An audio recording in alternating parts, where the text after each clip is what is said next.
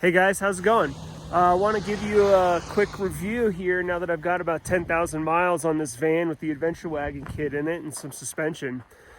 Just kind of show you guys how things are holding up, pros and cons, and what my experiences have been, and maybe hopefully help you if you're building out one of these things. So first of all, review, it's a 2020 Mercedes Sprinter 144.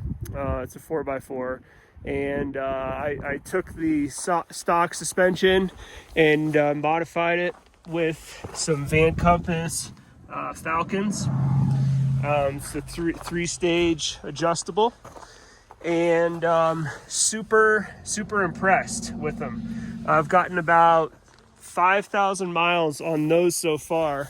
And what I could say about this van build out is the most noticeable impact has been from the suspension above anything else. So not only does it feel a lot safer, but it's so stable now, and the adjustability, windy days, higher speed, highway days driving, you stiffen that thing up, and it just keeps it so upright. It's incredible. And then on some of more of the off-road, super bumpy stuff, I've widened it open. I've opened it all up to the softest settings, and have had a huge positive impact there. So first and foremost, if you're ever thinking about improving the very mediocre stock suspension in these vans, it's a no-brainer. Spend the money and do it. It makes it, if anything, a much safer ride, but super comfortable. So that's a quick update on the suspension. I want to just jump right into the Adventure Wagon kit. If you guys haven't seen the other video I did, I talked a little bit more about it, so I'm not going to cover the same things, but I wanted to cover just kind of how the kit's been holding up. Again, this is a pretty stock interior build out kit, with the exception of I customized some stuff and didn't order anything pre-drilled and modified the wiring. And so there's some customization, and that's been holding up nicely. I haven't had any problems. And material wise, really great. We've had a couple of spills. We've gotten this thing dirty a few times. It cleans up nicely. And in addition to that, the insulative value, I'm just super impressed with the panels. I don't think that Adventure Wagon does a good enough job talking about the technology in their panels. And honestly, I didn't think too much of it. I knew that they had a couple different layers to support the insulation and breathability of the whole kit, but I've been in 90, 100 degree weather, and then I've been in negative 15, negative 20 degree, and I've seen some temperature swings. And what I can say is job well done from Adventure Wagon. They've got the panels figured out, and they're holding up really well. They stay clean. They're not showing any abnormal wear, and this thing has taken a little bit of abuse, so super impressed there. One thing I do have to say is, of course, I've done quite a bit of off-road, and probably upwards of at least 300 miles of legitimate kind of off-road, for as off-road as you can get in a big van. And I've noticed some of these screws that hold the L-track in are loosening. I don't know the screw count in this van. It's got to be at least 100, 150. But I've only noticed 5 or 6 of them that have loosened up, and that's because I noticed one was getting loose, and I went through and I checked all of them, and there's I think 5 or 6 that were loosening. And so I think it's important, especially after you've built one of these, to go through after you put some miles on it and just retorque everything. Kind of common sense, I think. The other thing I'll say is that these lights here, albeit are great lights, I've had 2 of them die on me already. And Adventure Wagon was pretty good about it. They sent me one out within a week and a half time, and they're pretty good group to deal with. I think they really invest quite a bit in their customer service, and they try to have some solutions and quick responses. So they did help out, but it's a huge pain in the ass to replace those, because you've got to pull the panel off, and that's not that fun. It's nice to have a panel to pull off, and that makes it easy.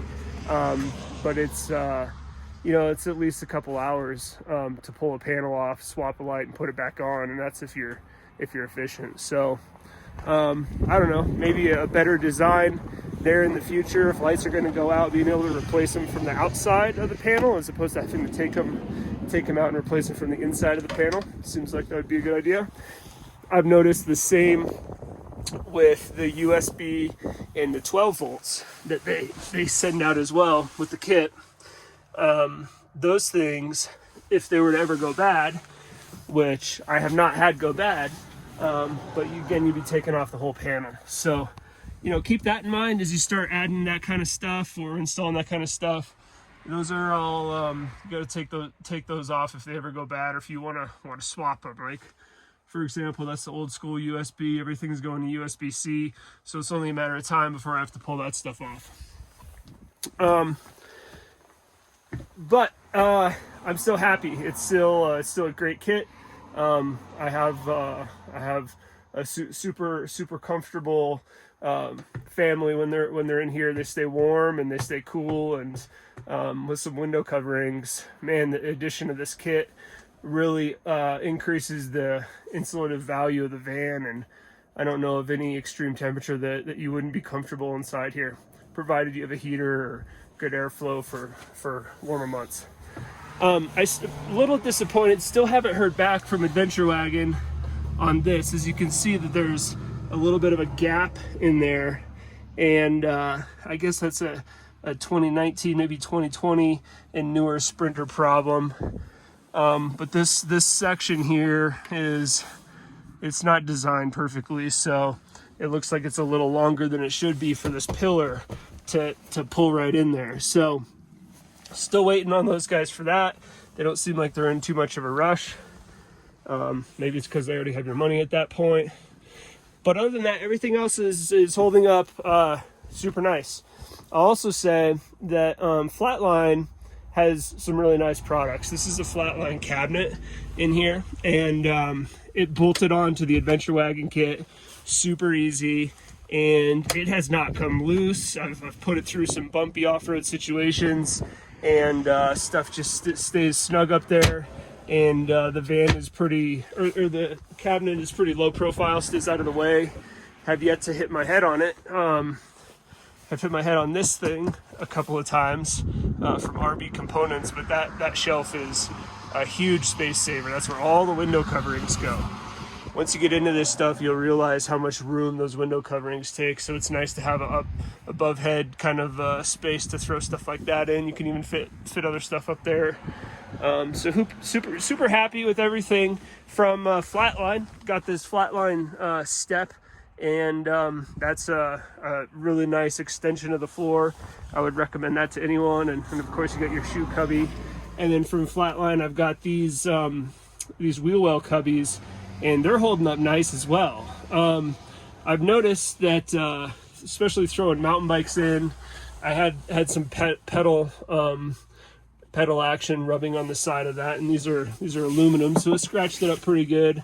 But I cleaned it up and touched it up, and it's not that big of a deal. But they do scratch easy, so that's something to consider if you're going with these. I guess I could always cover them with a kind of a laminate, coin laminate like I did on the floor, but I'd rather not have to do that. So, and then another thing I'll say is I've talked quite a bit about the Goal Zero. This van is powered by the Goal Zero. This is the 1500X in there with the link, and it's just more and more impressive every time I use it. So you can follow some of the conversation and stuff that's been on some of the other videos that I posted. But those Goal Zero units are very capable of powering quite a bit. I think if you're nervous about not having more than 4 or 5 days worth of power, then just go with the 3000. But for the 1500X, getting several days out of it, cranking the heater for hours and hours, all lights on, music, you name it, and I get several days out of that thing really easy. So continue to be impressed there. the kind of the longer term review of this bed is really good, actually. Through some of the off-road and stuff, I kind of expected some of these rails to loosen up and for the bed to kind of move around on it, but the bed has stayed snug in those rails, and they've done a really good job of staying in place and not creaking much at all, and just really don't ever feel like they would pop off or fall out without a really kind of strong effort there. So really happy with the bed and how it sits in there and stays in there and is not creaking, and you know, just overall pretty well designed component of it. So anyway, that's me rambling a little bit. Again, this is about 10,000 miles. You know, a few hundred of those miles pretty good off-road. So getting a pretty good taste of what this Adventure Wagon kit and the Flatline products are like. And so far I'm super happy, and I think you can't go wrong if you're going to go this way. So I hope this helps, and good luck in your build. See ya.